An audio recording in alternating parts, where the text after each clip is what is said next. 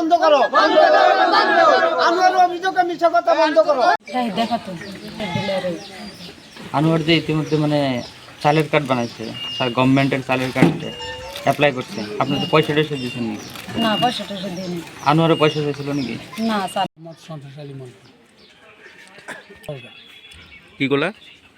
Part 1 হ্যাঁ ওটা অভিযোগ মানে আমি এক জায়গায় গিয়েছিলাম, ওই জায়গা থেকে আসছি, আইসা দেখি বাড়িতে এরকম বহু মানুষ, কিনে তো মানুষকে তাইসা আমি দাঁড়ায় হারাহারি নেই, ডেকে নিয়ে গেল যে তুমি কইবা যে এরম কথা আনোয়ার এই কাঠের বাবদে টাকা নিছে। হ্যাঁ, কত টাকা নিছে? বলে 4,500 3,000 আমি জানি না, না আমরা কিন্তু একটা কথা কইছি, তো এই কথাটা কতে আমার খুব ভুল। যেটা কোনো মামলা চলছে কাউন্সিলের ব্যাপারে আজি সংবাদ মাধ্যমত মোৰ আৰ এটাই উদ্দেশ্য যে কেইদিনমান আগতে মোৰ এটা নামত এটা অভিযোগ আহিছিল, পেপাৰ কাটিং হৈছিল, আৰু সেই অভিযোগটো আমি টোটালি আমি ভিত্তিহীন বুলি পাইছোঁ, কিয়নো সেইটো পেপাৰত লিখা আছিল মোৰ বিষয়ে যে টকা পইচা লেনদেন হোৱা বুলি, কিন্তু সেইটো একচুৱেলি আমাৰ বজাৰত যিবিলাক দোকান আছে সেই দোকানৰ এটা মানে ঘৰৰ পৰা উঠাওঁতে কোনোবাই এটা ফুটেজ কৰিছিল, কিন্তু একচুৱেলি এইটো আমাৰ দোকানত লেনদেন কৰা আছিল। আমি দোকানৰ পইচা লওঁতে কোনোবাই এইটো চক্ৰান্তমূলকভাৱে এইটো ছ'চিয়েল মিডিয়াত এইটো ভাইৰেল কৰিছিল, কিন্তু আমি তাৰপিছত আমি সিহঁতৰ লগত বহিছিলোঁ, বহি কেনে পিছত আমি ক'লোঁ যে এইটো আপোনালোকে কি কৰিছে, সিহঁতে ভুল স্বীকাৰ কৰিছিল, ভুল স্বীকাৰ কৰি এইটো সমাধান হৈ গৈছে যে আমি এইটো দোকানত লেনদেন কৰাৰ পিছতো আপোনালোকে কি এইটো মিছা অভিযোগ আনিছে। তো এইখিনি আমি আগত আমি মোটামুটি 1-1.5 মাহ হৈ গ'ল চাগে এই বস্তুটোৰ বিষয়ত, কিন্তু এইটো আমাৰ একচুৱেলি এইটো দোকানৰ লেনদেনহে আছিল।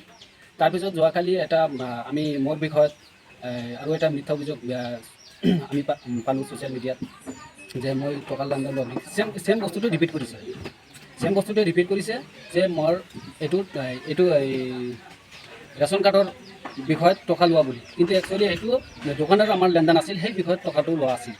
আৰু যিসকলে মোৰ বিষয়ত অভিযোগ কৰিছিল আৰু সেইবিলাক মানুহে আমি জনামতে আজি এটা স্পষ্টীকৰণ দিছে, একচুৱেলি যোনে স্পষ্টীকৰণটো দিছে একচুৱেলি মোৰ কাষ্টমাৰো নহয়, সিহঁতৰ লগত মোৰ লগত কোনো ধৰণৰ কানেকশ্যন নাই, আৰু আজি স্পষ্টীকৰণ দিছে যে এইটো কোনোবাই হয়তো শিকাই দিছিল, শিকাই দিয়া বুলি মানে সিহঁতে নিজেই স্পষ্টীকৰণটো দিছে যে মই মোৰ কাষ্টমাৰ নহয়, একচুৱেলি সি হ'ল চুপিয়াৰ কাষ্টমাৰ হয়, তো মোৰ কাষ্টমাৰ নহয়, অথচ সি মোৰ বিষয়ত অভিযোগ কৰিছে। গতিকে মই এইটো ক'ব বিচাৰোঁ যে এতিয়া টোটালি এটা চক্ৰান্তমূলকভাৱে মোৰ বিষয়ত এটা অভিযোগ আনিছে, যাতে মোৰ কিবা হাৰাশাস্তি হয়, ইহঁতে এইটো এটা কৰিব বিচাৰিছে, থাৰ্ড পাৰ্চন এটা পাৰ্টি আছে ইয়াৰ লগত, কিন্তু কোনো আমাৰ যিকেইটা বেনিফিচিয়াৰী আছে সেই বেনিফিচিয়াৰী কোনো এটা অভিযোগ নাই, আজিলৈকে অভিযোগ নাই।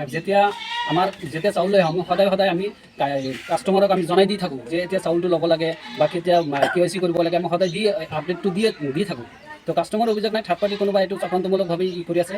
গতিকে মই ৰাইজকো ক'ব বিচাৰোঁ যে থাৰ্ড পাৰ্চনৰ বা চক্ৰান্তমূলকভাৱে যিবিলাক মানে বুদ্ধি দি আছে ইহঁতৰ কথা নুশুনি আপোনালোকে নিজৰ বিচাৰ মতে আপোনালোকে কাম কৰক, যাতে মোৰ যাতে কোনো ক্ষতি নহয়, চক্ৰান্তমূলকভাৱে যিবিলাক বুদ্ধি দি কিনে কামটো কৰাই আছে। তো মই এইটো ক'ব বিচাৰোঁ যে সেই কিছুমান ভিডিঅ'ৰ ওপৰত ভিত্তি কৰি যাতে কোনো ৰাইজৰো যাতে আমাৰ ইয়াত যে চাউল খাই আছে ইহঁতৰো যাতে কোনো অসুবিধা নহয় বা মোৰো যাতে কোনো অসুবিধা নহয়, টোটালি এইটো ভিত্তিহীন। এইখিনি কৈ আপোনালোকৰ ওপৰত মোৰ এটা আবেদন, আপোনালোকে ভুল নুবুজিব, এইটো টোটালি এটা চক্ৰান্তমূলকভাৱে ভিডিঅ' এইবিলাক ভাইৰেল হৈ আছে।